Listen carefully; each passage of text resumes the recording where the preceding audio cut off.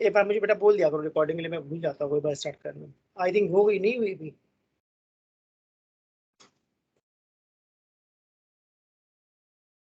Coulomb's law in vector form में हमने क्या देखा कि हमारे पास दो चार्जेस है Q1 और Q2। Q1 की पोजीशन क्या है? Vector R1। Q2 की क्या है? Vector R2। ठीक है, F21 का मतलब मैंने क्या बोला है? Force on Q2 by Q1 या ड्यू टू Q1।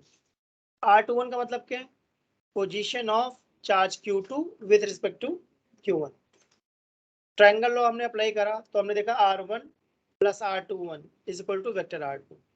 ठीक है, तो R21 का फॉर्मूला क्या बन गया? वेक्टर R21 का मतलब है vector R2 minus vector R1। जैसे 11th क्लास में करते नहीं थे रिलेटिव वेलोसिटी, याद करो, V21 equal to V2 minus V1। वैसा मैंने R21 को क्या लिखा है? R2 minus R1। वैसे मैंने बताया R कैप का मतलब क्या होता है? यूनिट वेक्टर, जिसका फॉर्मूला होता है vector R upon mod R। दिख रहा है फॉर्मूला सबको? ये देखो, दिख रहा है ना? तो कूलम्स लॉ के दो फॉर्म बताई मैंने। पहली फॉर्म क्या बताई? F21 equal to 1/4 pi epsilon naught Q1 Q2 by R square. अगर R स्क्वायर लिख रहे हो तो आगे हमें क्या लिखना पड़ेगा? R cap. अगर R क्यूब लिख रहे हो अपॉन में तो फिर क्या लिखना पड़ेगा? Vector R। सही। जैसे मैंने F21 लिखा है, वैसे तुम चाहते हो कि अब क्या लिखना चाहते हो? उल्टा। अब तुम चाहते हो कि भाई F12 निकालो। F12 वाला समझ में आया क्या निकालना चाह रहा हूं मैं? अब force on Q1 due to Q2। तो क्या लिखना चाहिए बताओ? 1/4 pi epsilon naught Q1 Q2। First वाली फॉर्म लिखना चाहते हो या सेकंड वाली? कोई तुम्हारी इच्छा है, दोनों सही है। फर्स्ट वाली लिखूं? इक्वेशन 1 वाली फॉर्म लिखना चाहते हो या 2 वाली? जो कहो वो लिख देना। 2 लिख दें? तो अब मुझे क्या लिखना चाहिए बताओ? यहाँ पर वेक्टर 1 2 और नीचे क्या लिखना चाहिए? मॉड 1 2 का क्यूब। अब कोई बता सकता है R12 और R21 में क्या रिलेशन है? माइनस का। इसका मतलब जितना R12 होता है उसके इक्वल एंड अपोजिट कौन है? R2। ठीक है, इसका मतलब F12 और F21 में क्या रिलेशन है? माइनस का। इसका मतलब अगर एक्शन 10 न्यूटन है तो रिएक्शन कितना है? -10। तो इसको हम क्या लिखेंगे? Follow Newton's third law. कुछ भी मैंने कहा नहीं, साइन पढ़ेंगे वो अपने आप एडजस्ट हो जाएगा। अगर नेगेटिव होगा तो Q1 Q2 डालोगे तो साइन बदल जाएगा अपने आप।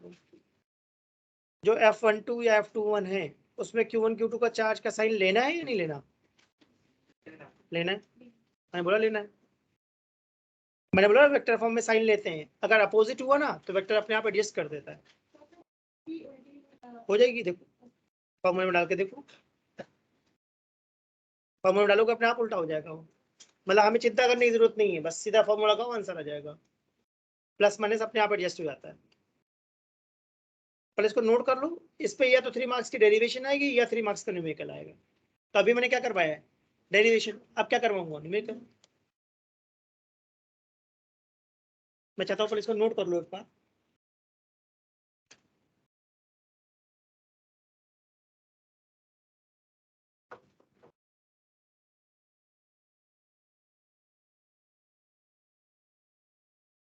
अगर नोट हो गया तो आगे बढ़ूँ मैं। ठीक है, Coulomb's law in vector form क्या प्रूव करता है? Newton third law. Newton third law. इसका मतलब F12 और F21 कैसे होंगे? Equal and opposite. किसी एक को अगर एक्शन को बोलोगे तो दूसरा कौन है? एक्शन। और मैं बार बार क्लियरली बोल रहा हूँ, वेक्टर फॉर्म में हमें चार्ज के साइन लेने हैं और हमें अट्रैक्शन रिपल्शन की चिंता नहीं करनी, वो अपने आप एडजस्ट हो जाता है खुद ही। बस तुम फॉर्मूला डालो अपने आप आंसर आ जाएगा। एक क्वेश्चन करवाऊं उसमें, अगर सबने नोट कर लिया हो तब? ठीक है, कॉपी में लिखो numerical based on vector form.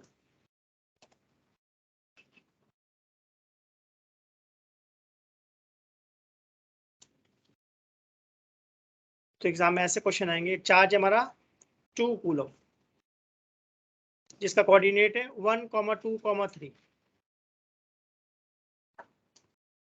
दूसरा चार्ज हमारा -5 कूलम, जिसके कोऑर्डिनेट 2,2,1। ठीक है, सबको कोऑर्डिनेट समझ में आए?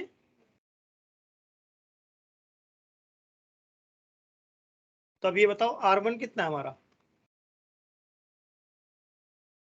क्या I cap plus 2J cap plus 3K cap कह सकता हूँ?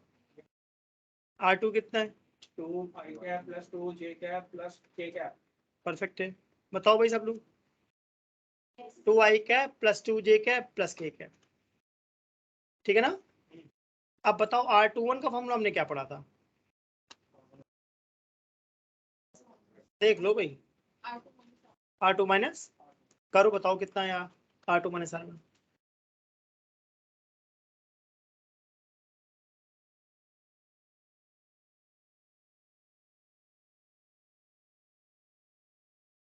कितना आ गया? I cap minus 2K cap. Perfect है। अब बताओ मैग्नीट्यूड ऑफ 2 1 कितना आएगा?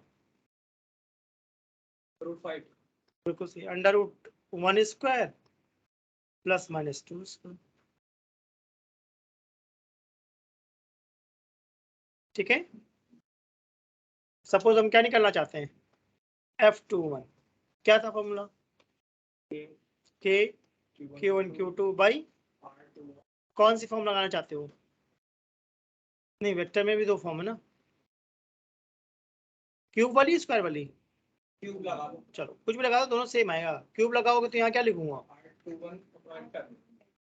K की वैल्यू क्या है? 9 × 10⁹। Q1 कितना है? 2 और Q2? -5। अब साइन लूंगा या नहीं लूंगा? लेंगे। मॉड कितना आया था? √5 का होल क्यूब, राइट? और वेक्टर आर कितना आया था?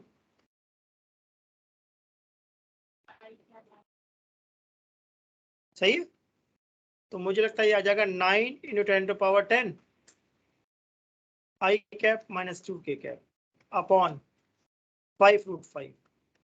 राइट और रॉन्ग? बताओ भी।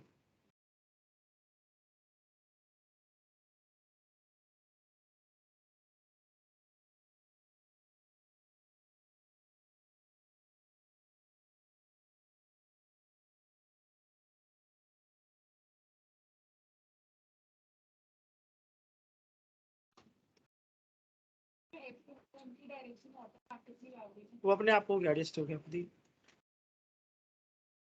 मतलब इसको ऐसा भी कह सकते हैं 9 × 10⁻10 2K cap minus I cap या 2K cap minus I cap, ऐसा कह सकते हैं। तो जो डायरेक्शन वो अपने आप एडजस्ट हो गया क्या वेक्टर में खुद ही, है ना? हम बस बहुत ज्यादा क्या बता सकते हैं? अट्रैक्शन होगा। सही बात है। हम यह बता सकते हैं कि यहाँ पे फोर्स कैसा होगा? अट्रैक्शन, मतलब पास आएगा।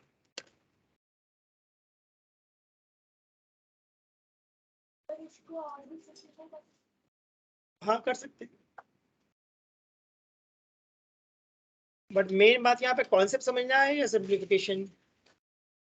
कॉन्सेप्ट भाई एग्जाम में सेम आएगा सिमिलर आएगा? सिमिलर आएगा। वो तो कैलकुलेशन बदलेगी ना एग्जाम में क्वेश्चन के हिसाब से। तो इसके अंदर मैं मेनली तरीका समझाना चाह रहा हूँ कि भाई इस तरीके से सॉल्व करना है वेक्टर फॉर्म।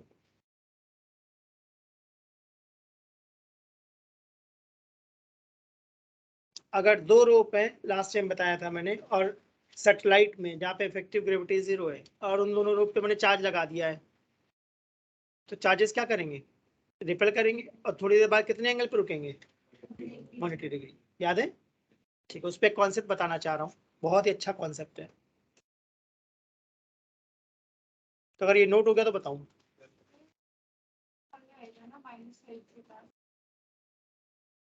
दोनों आएंगे, फ्री तो दोनों आ जाएंगे।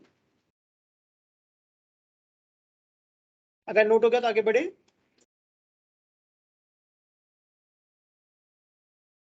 दिस नोट करोगे,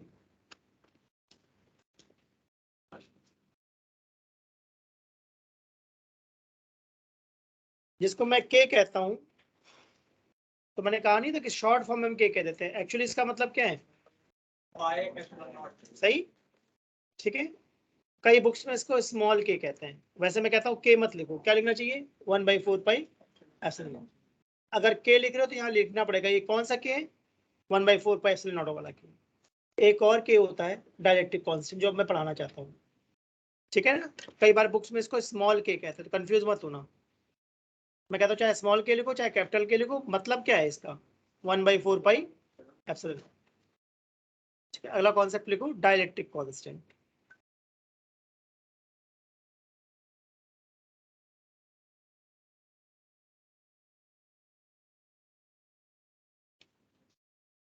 अब यहाँ कंफ्यूजन होती है कि हमारे पास दो के आ गए क्या, एक डायलेक्ट्रिक कांस्टेंट वाला के और एक कूलम फोर्स वाला के।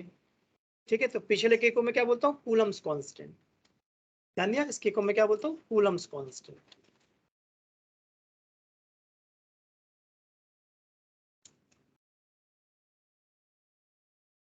और मैं चाहता हूँ कि के लिखो या 1/4 पर ऐसे नॉट लिखो, 1/4 पाई एप्सिलॉन। हाँ कंफ्यूजन ही नहीं होगी ना। अभी जो मैंने बोला डायलेक्ट्रिक कांस्टेंट, इसके बारे में समझते हैं। इसको डिफाइन करा गया है, force between two charges in vacuum upon force between two charges in medium. ठीक है, डायलेक्ट्रिक कांस्टेंट का फॉर्मूला मैंने क्या बताया, K equal to F naught by F medium. F naught क्या है, वैक्यूम में जो फोर्स है, जब दो चार्जेस वैक्यूम में रखे हैं, और एफ एम क्या है, जब दो चार्जेस को मैंने पानी में डाल दिया है या किसी भी मीडियम में डाल दिया है। ठीक है, फॉर्मूला सबको समझ में आया। ठीक है, अब ध्यान से देखना, क्या इस एफ नॉट को मैं ऐसा कह सकता हूँ 1/4 pi epsilon naught Q1 Q2 by R square. तो एफ मीडियम को क्या लिखना चाहिए मुझे, एप्सिलॉन फर्स्ट। हाँ एप्सिलॉन या एप्सिलॉन एम कर दिया है। एम का मतलब मैं क्या लिखना चाहता हूँ, मीडियम। उसका वो मीडियम के जो एप्सिलॉन होगा। हाँ, तो क्या ये कैंसिल आउट हो जाएगा, तो ये ऐसा तो नहीं बन जाएगा epsilon medium by epsilon not, बताओ भाई। यस। ध्यान दिया, तो के दो फॉर्मूले बताए, पहला बताया F naught by F medium, दूसरा बताया epsilon medium by epsilon not. Epsilon medium क्या है, हाँ electric electric permittivity of medium. और एप्सिलॉन नॉट कौन है, electric permittivity of free space और वैक्यूम भी कह सकते हो।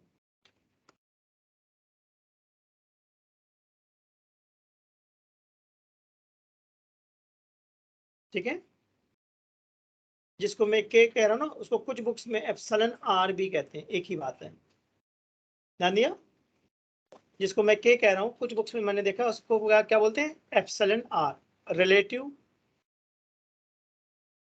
Electric permittivity.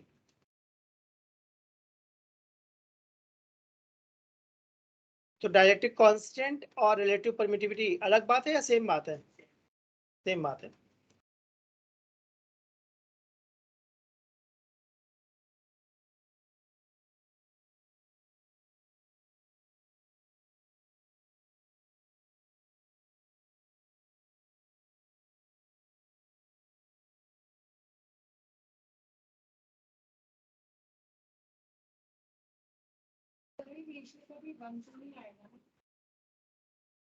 ये वन तब आएगा जब तुम मीडियम में एयर वैक्यूम ले रही हो तब।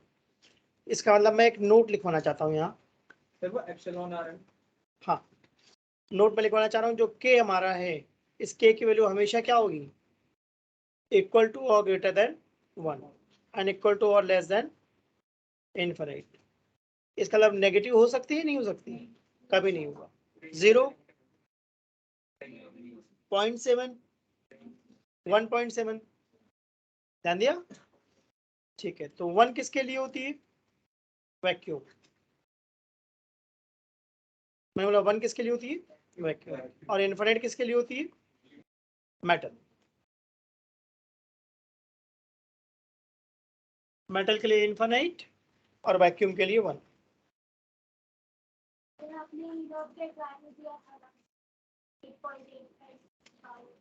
-12 वो यहाँ यूज होगा फॉर्मूले में। ई नॉट किसी मीडियम का नहीं होता, ई नॉट किसी मीडियम का होता नहीं होता। मीडियम वाले को ई नॉट नहीं कहते ना, मीडियम वाले को क्या बोलते हैं, ईएम। अगर मीडियम आ गया तो ईएम कहूंगा ना मैं। अभी क्वेश्चन कराऊंगा, अभी तो मैं कॉन्सेप्ट समझा रहा हूँ, राइट। ये फॉर्मूले, ये टर्म्स उनको समझ लो, अभी इन पे क्वेश्चन कराऊंगा तो देखना मैं क्या बताना चाह रहा हूँ। क्योंकि मेटल में फोर्स नहीं लगता। सबने नोट कर लिया है?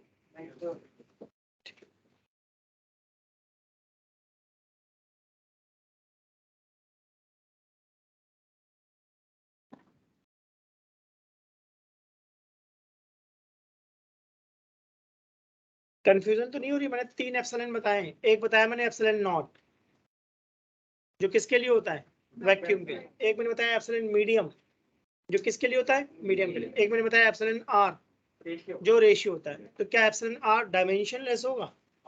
तो लिखो ये, एंड यूनिटलेस भी होगा क्या? तो लिखो एप्सिलॉन आर, मैंने क्या बोला, यूनिटलेस एंड डायमेंशनलेस।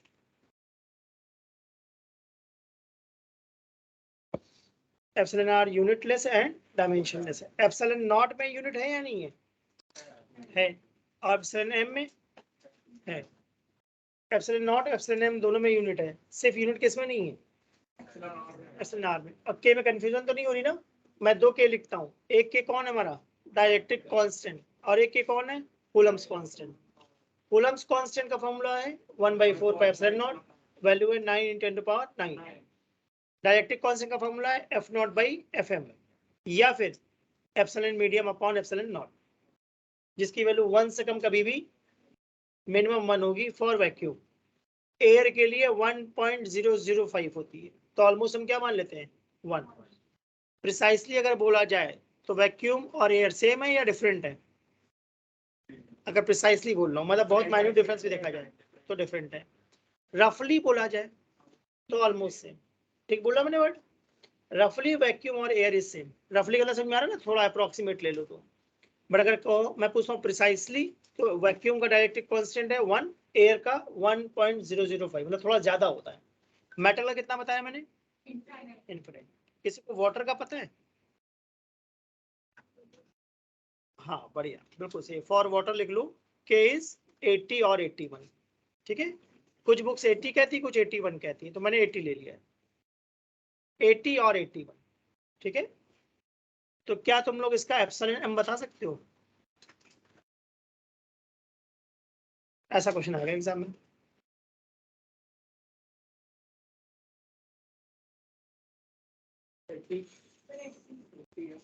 हम्म।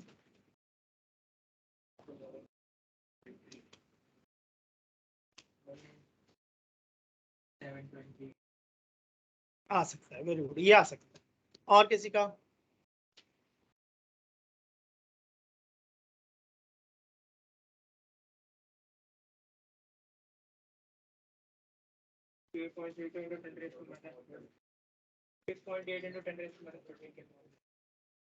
-13 या -11? और किसी का? भाई मैंने फॉर्मूला क्या बताया था, के क्या होता है, epsilon medium by epsilon not. Water का के कितना होता है, 80। एप्सिलॉन एम तो मैंने पूछा है ना, एप्सिलॉन नॉट की वैल्यू मैंने बोली थी, याद करना है, 8.85 × 10⁻⁻12। तो एप्सिलॉन एम कितना आ गया, 80 × 8.85 × 10⁻12।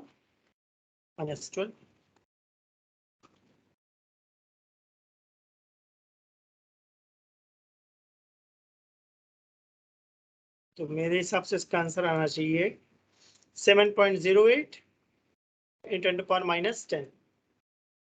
और यूनिट होगी या नहीं होगी, बताओ भाई। होगी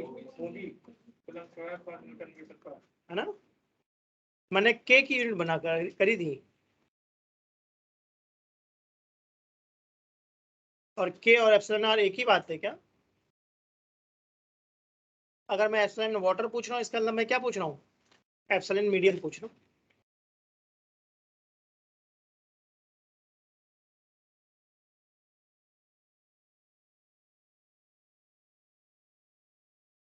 अगर ये क्लियर हो तो आगे बढ़े, ठीक है।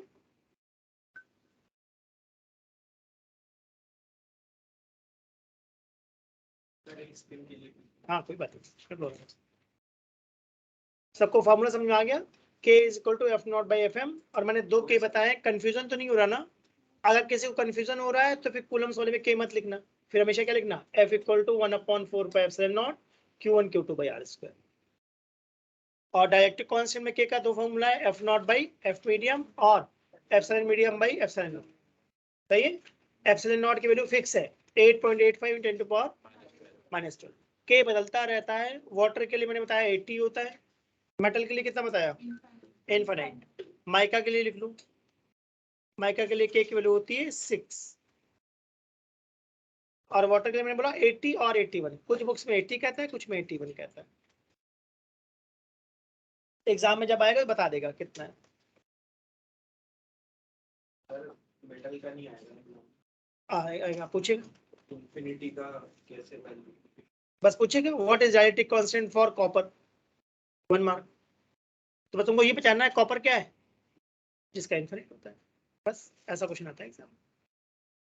एग्जाम में तो वो चेक करते हैं कि आपको बेसिक बात पता है या नहीं पता, सिंपल। ये ऐसा पूछेगा what is value of डायरेक्ट्रिक constant for vacuum, तो 1, 2 ही पूछता है। ये तो मेटल पूछेगा या वैक्यूम पूछेगा। अगर कोई और मटेरियल है तो उसका बताएगा, तब के नहीं पूछेगा, तब क्या पूछेगा, एप्सिलॉन पूछेगा, एप्सिलॉन मीडियम बताओ, ठीक है। अब इससे बहुत अच्छा क्वेश्चन कर रहा हूँ, ठीक है। तो कॉपी में लिखो हॉट्स, मतलब थोड़ा डिफिकल्ट क्वेश्चन है।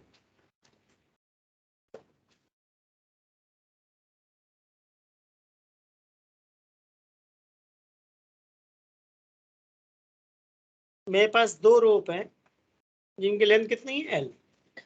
उन पर मैंने 2 चार्जेस लगा दिए हैं, Q and Q। Last time discuss करा था हमने कौन से, तो क्या रिपल्शन की वजह से थोड़ा दूर चले जाएंगे, सही ना? तो क्या हमने देखा था ऐसा कुछ F0, इसके अलावा अभी चार्जेस मैंने कहाँ रखे हैं, एयर में। डाउनवर्ड क्या लगेगा, mg। रोप को देख के मुझे क्या याद आ रहा है, टेंशन। ठीक बात बोली, ठीक है। अब मुझे टेंशन के कंपोनेंट्स दिख रहे हैं क्या, ठीक है। तो y एक्सिस पे क्या दिख रहा है, t cos थीटा, और x पे क्या दिख रहा है, t sin थीटा। कोई दिक्कत, ठीक है ना? t sin थीटा किसको बैलेंस करेगा, f0, t cos थीटा। समझ में आ रहा है यार क्या कर रहा हूं मैं, डिवाइड कर दिया, तो क्या t से t कट गया, और हमारा f0 किसके इक्वल आ गया, mg tan थीटा।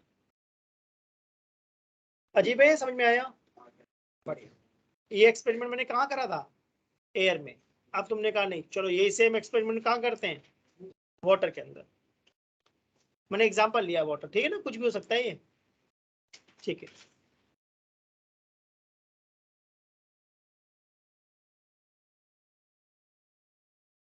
ठीक है, तो मैं ये जानना चाह रहा हूँ, इस फोर्स को मैं F0 लिखूंगा या F मीडियम लिखूंगा, मीडियम आ गया ना अब तो, सोच के लगा।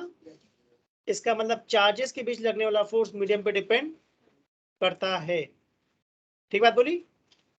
मासेस के बीच लगने वाला फोर्स मीडियम पे डिपेंड नहीं करता, तो ये डिफरेंस।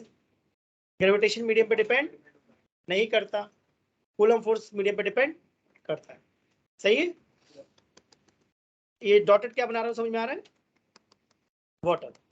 मतलब मैं समझाना चाह रहा हूँ कि हमारा पूरा जो सेटअप था कहाँ चला गया है, वाटर के अंदर, सही है।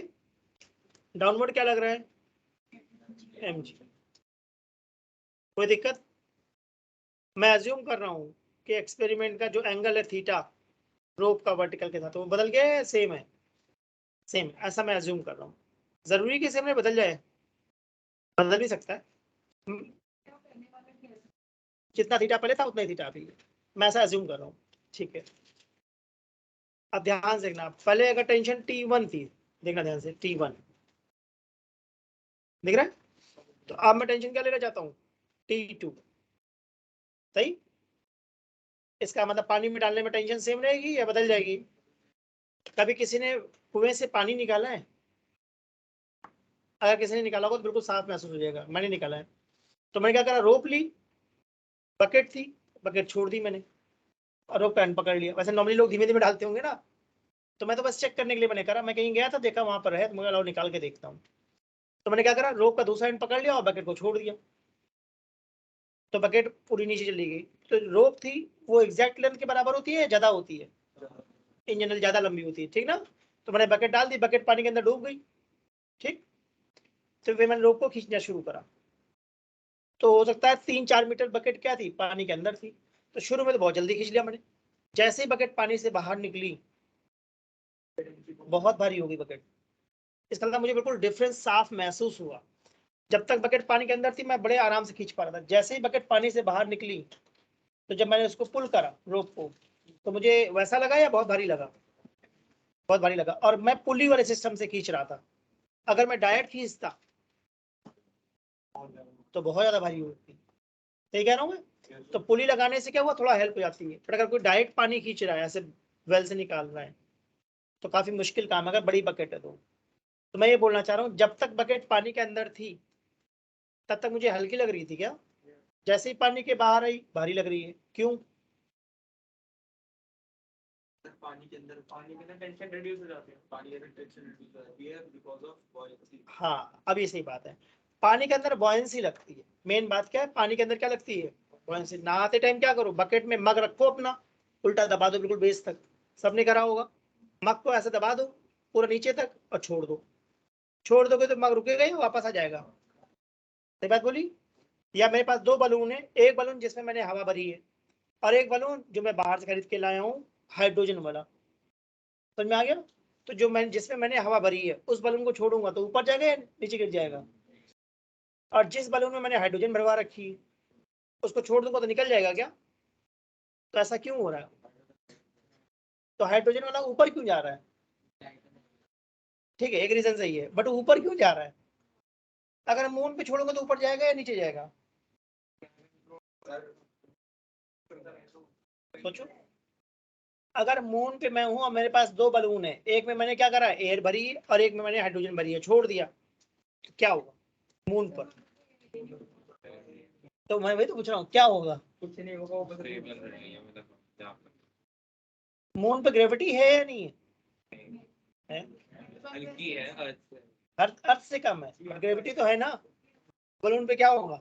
सर लेकिन यहाँ पे तो उस पे, यहाँ पे अर्थ पे उस पे एयर के जैसे ऊपर जा रहा है, लेकिन मून पे वैक्यूम है। हाँ सही सोच रहे हो, वेरी गुड। यही मैं चाहता हूँ बेटा, यही चीज मैं चाहता हूँ, अप्रोच बनाना सीखो। मैं तुम्हारे दिमाग में क्वेश्चन का आइडिया डालता हूँ, अब मैं चाहता हूँ तुम अप्रोच बनाओ। मैंने तुमसे एक क्वेश्चन पूछा था, हाइड्रोजन का बलून ऊपर क्यों जाता है? तुमने कहा लाइटर हाइड्रोजन, मैंने कहा बिल्कुल सही है, बट ऊपर क्यों जाता है?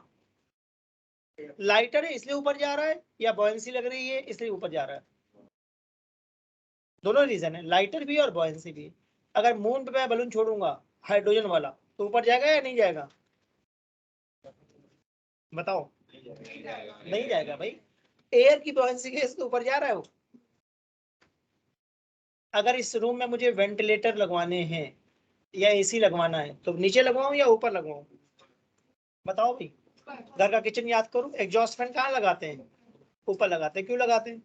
क्योंकि वार्म एयर ऊपर जाती है, वार्म एयर हल्की होती है इसलिए तो ऊपर जाती है। तो हल्की जो तुमने वर्ड यूज करा lighter, this is important, and buoyancy is also important.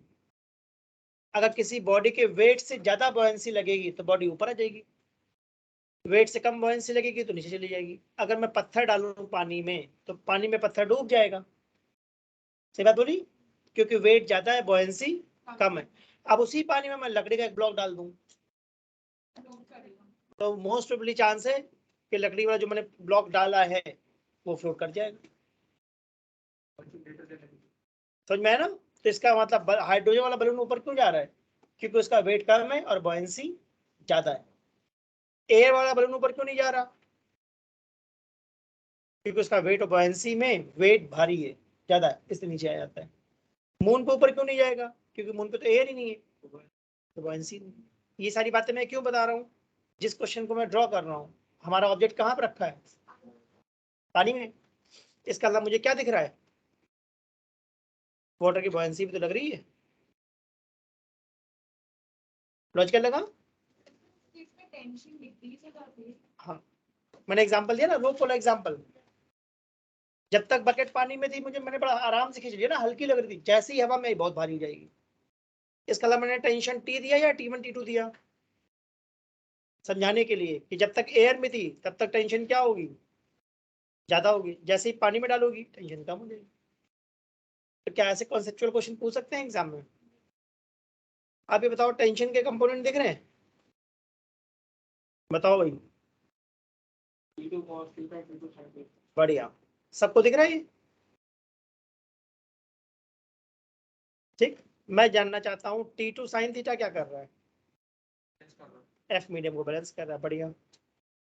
और T2 कॉस थीटा क्या कर रहा है? देख लो ध्यान से। वेरी गुड, यही मैं कहना चाह रहा हूँ। T2 cos theta plus buoyancy is mg। सही बोला मैंने? तो T2 cos थीटा किसके इक्वल है? बढ़िया, ये लिखना चाह रहा हूँ, mg माइनस buoyancy। ऐसा मैंने क्यों करा मालूम है? डिवाइड करने पे क्या T2 की टेंशन खत्म है ना? तो F मीडियम कितना आ गया? बहुत बढ़िया। अजीब है, समझ में आया? फिर से बोलता हूँ, जब हम एयर में थे तो F0 लग रहा था, mg लग रहा था, टेंशन लग रहा था। टेंशन के दो कंपोनेंट थे, T cos theta and T sin theta, right? Same operators को मैंने पानी में डाल दिया। दिख रहा है सबको? पानी में मुझे चार फोर्स दिख रहे हैं क्या? mg, buoyancy, टेंशन और F मीडियम। ठीक बोला? टेंशन T1 है या बदल गया? बदल गया, T2 हो गया। क्यों बदल गया? क्योंकि buoyancy लग रही। लॉजिकल लगा? T2 ज्यादा हो जाएगा या कम हो जाएगा? कम हो जाएगा। T2 के दो कंपोनेंट दिख रहे हैं मुझे, T2 cos theta and T2 sin theta. T2 sin theta किसको बैलेंस करेगा? FM को। And T2 cos theta plus buoyancy मिलकर किसको बैलेंस करेंगे? mg। तो T2 cos थीटा को मैंने क्या लिख दिया? mg minus b। ये स्टेप समझ में आया मैंने क्या करा? देख लो। ठीक है। आज मैंने पढ़ाया था डायलेक्ट्रिक कांस्टेंट क्या होता है।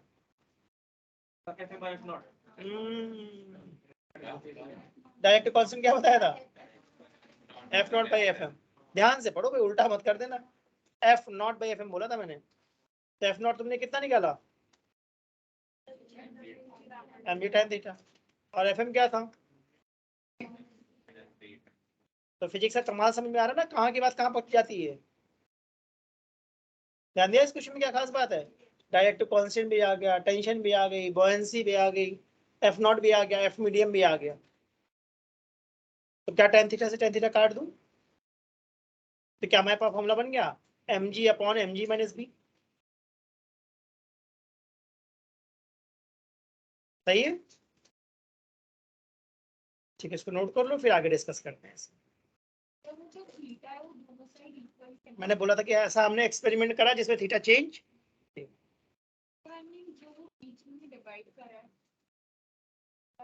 हाँ, इक्वल सिमेट्रिक फिगर है।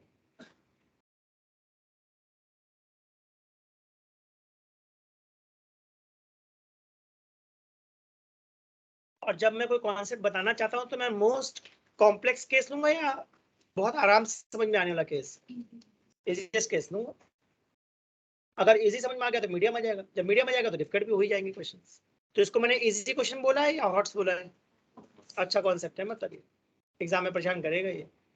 अब तुमने एक बार देख लिया, अगर समझ में आ गया तो कर लो, नहीं आया तो दोबारा मुझसे करवा लेना। अगर इतना क्लियर हो तो थोड़ा कुछ और डिस्कस करूं। इतना नोट कर लिया सबने? हाँ कर लो आराम से। मीडियम। हाँ, जैसे मैंने पढ़ाया डायलेक्ट्रिक कांस्टेंट का मतलब क्या है? F0 by FM। तो क्या मैंने एक बार फोर्स एयर में निकाला, फिर मैंने उसी ऑपरेटर्स को पानी में डाल दिया, फिर क्या मैंने फोर्स मीडियम में निकाला। आप दोनों को मैंने क्या कर दिया? डिवाइड। ठीक है, हॉट्स का मतलब है एग्जाम का 10%, 14% पेपर ऐसा आता है, ठीक है, 10 to 14%, बाकी सब पेपर डायरेक्ट होता है। 14% पेपर ऐसा होगा जिसमें आपको थोड़ा ज्यादा एप्लीकेशन लगाना पड़ेगा। अगर न्यू पैटर्न के हिसाब से देखा जाए, मतलब तो वो फर्स्ट और सेकंड चैप्टर मिलाकर बोलते हैं, यूनिट वाइज होता है, चैप्टर वाइज वेटेज खत्म कर दिया है। अगर फुल मार्क्स के हिसाब से देखा जाए 70 मार्क्स के हिसाब से, तो 7 मार्क्स था 2 चैप्टर का मिलाकर, 70 में से मतलब 10% है, 5% first chapter, 5% second chapter, 14 chapters हैं और 70 मार्क्स हैं, तो ऑन एवरेज मान चलो हर चैप्टर आपका 5 मार्क्स का है। अगर फर्स्ट टर्म के हिसाब से देखा जाए तो फर्स्ट टर्म में हमारे 7 चैप्टर्स है, राइट, 1 to 7, और कितने मार्क्स का पेपर है 35, तो ऑन एवरेज मान चलो कि आपका एक चैप्टर कितने मार्क्स का आएगा 5, ठीक है। ऐसा भी हो सकता है किसी एक चैप्टर से 7 का पूछ ले, दूसरे से 3 का पूछ ले, ऐसा कर सकते हैं, क्योंकि वो यूनिट वाइज चलते हैं, फर्स्ट सेकंड को एक यूनिट मानते हैं, इलेक्ट्रोस्टैटिक्स। अब इससे आगे डिस्कस करें, ठीक है। तो तुम लोग बॉयंसी और वेट समझते हो? अगर एक ये स्फीयर है जिसकी डेंसिटी कितनी है 2, और ये मीडियम में पड़ा हुआ था ना,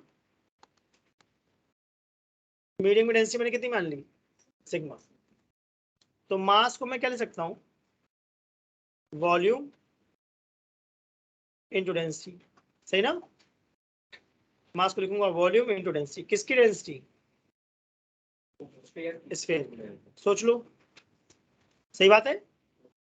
अगर मैं बॉयंसी कहता हूँ तो बॉयंसी क्या होता है, बॉयंसी होता है वॉल्यूम कितना पानी के अंदर है, क्या पूरी बॉल पानी के अंदर है, बताओ भाई, इनटू डेंसिटी। इंपॉर्टेंट बात है, बॉयंसी में डेंसिटी किसकी लेते हैं हम, लिक्विड की, और मास में डेंसिटी किसकी लेते हैं हम, स्फीयर या बॉडी जो भी हो, फर्क समझ में आया। तो अभी हमने देखा के का फॉर्मूला हमारा क्या बन गया था, mg अपॉन, तो मैं सोच रहा हूँ इस मास को क्या लिख दूं, volume into density of body, right.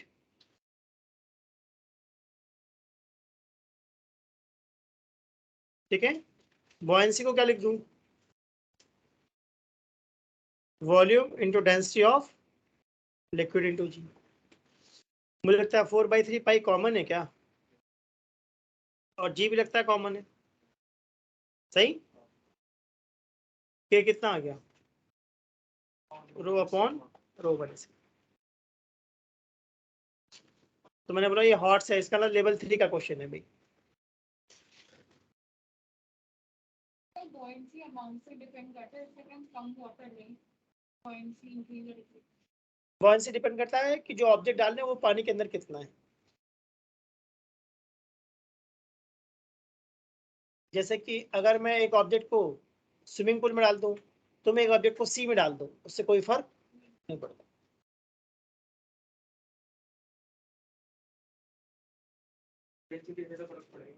मतलब मेरा कहने का मतलब है लिक्विड सेम होना चाहिए, वाटर रहे, अगर वाटर की डेंसिटी बदल रही है फिर डेफिनेटली बदलेगा ही, मतलब वाटर की क्वांटिटी इंपॉर्टेंट नहीं है, ये मैं बोलना चाह रहा हूँ।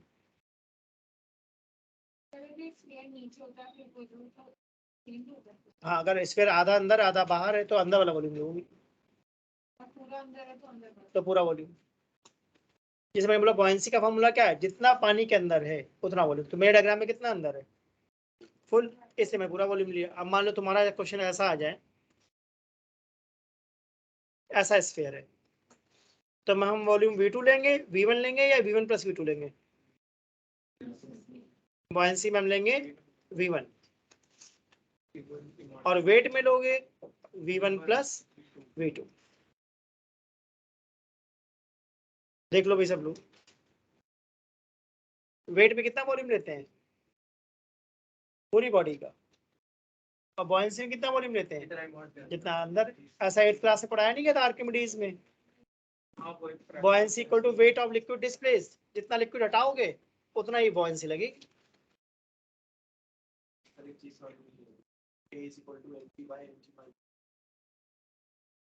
तो सर mg से mg कट गया, नहीं, mg से mg नहीं कटा,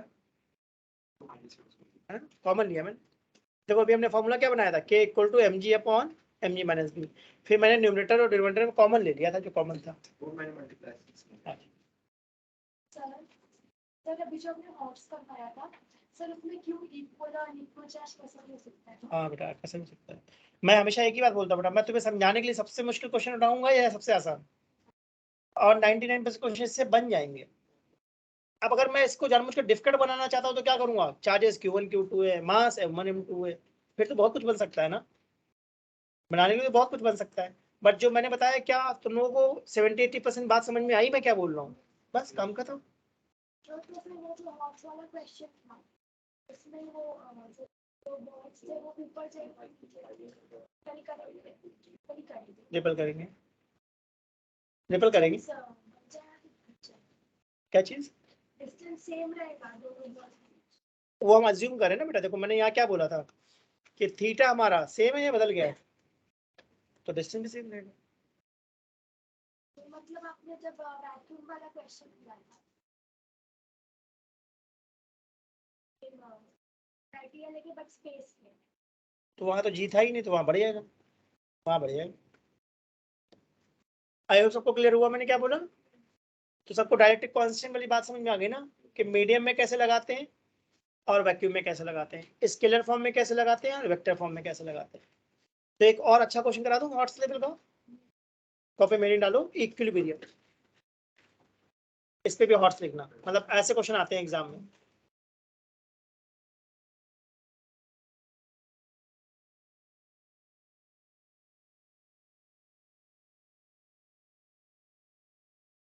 तो जब भी मैं इक्विलिब्रियम वर्ड बोलता हूँ मेरे दिमाग में सिर्फ और सिर्फ एक ही बात आती है, एफ फोर्स। ठीक, इक्विलिब्रियम का सिर्फ मुझे एक ही मतलब पता है, नेट फोर्स 0 कर दो।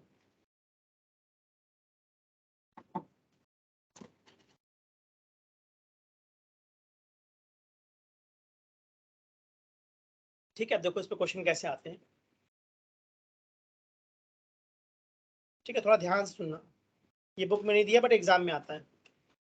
केस 1 मैंने लिखा Q1 Q2 ग्रेटर देन 0, इसका क्या मतलब हुआ, दोनों पॉजिटिव हैं। क्या इसका मतलब ये हो सकता है कि दोनों नेगेटिव हैं, है ना। समझ में आया मैंने क्या बोला, Q1 Q2 ग्रेटर देन 0 का मतलब है ये तो दोनों कैसे हैं, पॉजिटिव, ये दोनों कैसे हैं। ठीक है, इसका मतलब मैं लाइक चार्जेस बोलना चाह रहा हूँ। ठीक है, ऐसे केस में क्या करेंगे, then put test charge Q0 between Q1 and Q2 near smaller charge in magnitude.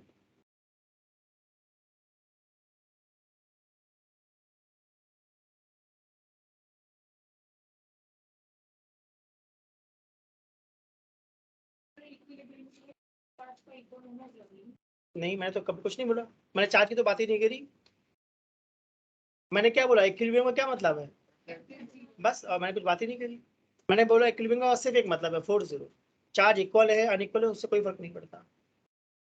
तो इसमें मैं फर्स्ट केस क्या बताना चाह रहा हूँ, कि जो हमारे चार्जेस है Q1 Q2 उनका साइन कैसा है, सेम, लाइक चार्जेस है, राइट। तो जो मैं टेस्ट चार्ज पुट करने वाला हूँ Q0, उसको हमेशा मुझे कहाँ रखना पड़ेगा, Q1 Q2 के बीच में, और किसके पास, स्मॉलर चार्ज के पास। बताता हूँ मैं क्या बोलना चाह रहा हूँ, ये नोट हो गया सबका। अब देखो एग्जाम में क्वेश्चन कैसा आएगा, जैसे मैंने बोला ये थ्योरी बुक में नहीं लिखी होती, इसमें सीधा क्वेश्चन आता है एग्जाम में।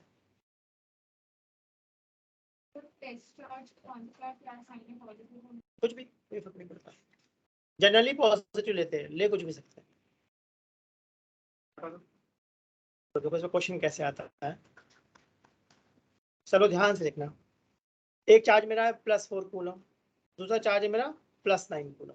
ठीक, इनके बीच की डिस्टेंस मान ली मैंने कितनी है, 25 सेंटीमीटर। ठीक, ठीक है। अब ये बताओ Q1 Q2 के साइन सेम है या अपोजिट है। तो जो मुझे Q0 रखना है, मेरे पास 3 ऑप्शन है, या तो A पे रखूं, या तो B पे रखूं, या तो C पे रखूं। अगर A पे रखेंगे तो क्या प्रॉब्लम है, अगर A पे चार्ज रखा मान लिया पॉजिटिव है, तो 4C किधर फोर्स लगाएगा? लेफ्ट में। और 9C लेफ्ट में। तो क्या ये फोर्स कैंसल आउट होंगे? नहीं, ऐड अप हो जाएंगे। हमें तो कैंसल आउट करवाना है। तुमने कहा नहीं सर आप सी पर रखो, मैंने चलो सी पर रख लेते। 9 कूलम कितना धक्का देगा? राइट में। 4 कूलम कितना धक्का देगा? तो ये भी कैंसल आउट नहीं होगा। लॉजिकल लगा? आया समझ में? इसका लब पक्का क्यू नॉट मुझे कहाँ रखना पड़ेगा? बीच में, मिडल। चाहे 4 के पास रखो चाहे 9 के पास, मैंने बोला 4 के पास रखो, ठीक है ना? क्यों कहा देखते हैं। 4 कूलम किधर फोर्स लगाएगा? राइट में। हम पॉजिटिव माने चल रहे। 9 कूलम किधर लगाएगा? लेफ्ट। सही। क्या है, फोर्स अपोजिट डायरेक्शन में है तो कैंसल आउट हो सकते हैं क्या? ठीक है, मैंने अज्यूम कर लिया कि 4 कूलम और बी के बीच की डिस्टेंस कितनी है? x। तो b से लेकर 9 तक की डिस्टेंस कितनी होगी? 25-6। क्या हम नेट फोर्स 0 चाहते हैं? है ना? हम चाहते हैं F net equal to 0 on Q naught. इसका मतलब पक्का F1 और F2 क्या होने चाहिए? इक्वल। F1 कौन है? K Q1 into Q not upon x square, right. और F2 कौन है? K Q2 into Q not upon. सही है? क्या Q नॉट कैंसिल आउट हो जाना है? K कैंसिल आउट हो जाना है। जिसको मैं Q1 कह रहा हूँ क्या क्वेश्चन में वो 4 है? जिसको मैं क्वेश्चन में Q2 कह रहा हूँ क्या वो 9 है? बताओ भाई, अंडर रूट लेने में फायदा है क्या?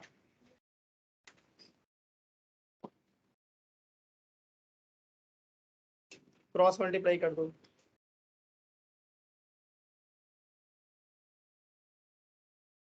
तो मुझे लगता है x कितना आ गया?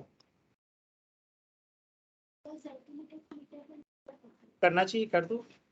करना चाहिए था मुझे।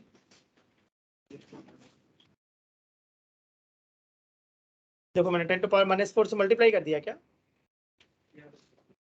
ठीक है, तो फाइनली मेरा आंसर क्या आ गया? एक हमारा कौन था? 4 कूलम। दूसरा कितना था? 9 कूलम। मैंने टेस्ट चार्ज कितनी दूर रखा था? 10 सेंटीमीटर। कहाँ से? 4 से। तो 9 से कितना होगा? तो किसके पास आ गया? छोटे वाले के पास आ गया। दोनों चार्जेस अगर सेम हो तो बीच में आएगा ना। हाँ, उस पर मैं नेक्स्ट टाइम क्वेश्चंस कराऊंगा इस पे। तो आई होप सबको आज क्लास समझ में आ गई अच्छे से, है ना? आज क्वेश्चन में मैंने आज क्लास में मेनली मैंने क्वेश्चंस करवाए हैं अच्छे लेवल वाले। और मैंने बोला ये कॉन्सेप्ट तुम्हें बुक में नहीं मिलेगा, सीधा क्वेश्चन मिलता है एग्जाम में, ठीक है? तो उसको एक बार अच्छे से रिवाइज करो। लगता है कुछ दिक्कत है तो दोबारा बोल देना, मैं फिर से करवा दूंगा और प्रैक्टिस करवा दूंगा। तो आज मैंने केस 1 करवाया है इक्विलिब्रियम का, जिसमें चार्जेस के साइन कैसे थे? सेम। अगली क्लास में अपोजिट, ठीक है? ठीक है बेटा, इतना कर। सर आप एक बार सेंट्रॉइड वाला भी क्वेश्चन करवा। कौन सा बेटा? सेंट्रॉइड वाला था ना। हाँ करा दूंगा। सर दिखा दो। एक मिनट। अनुप्रभा और मनन तुम्हें बेटा समझ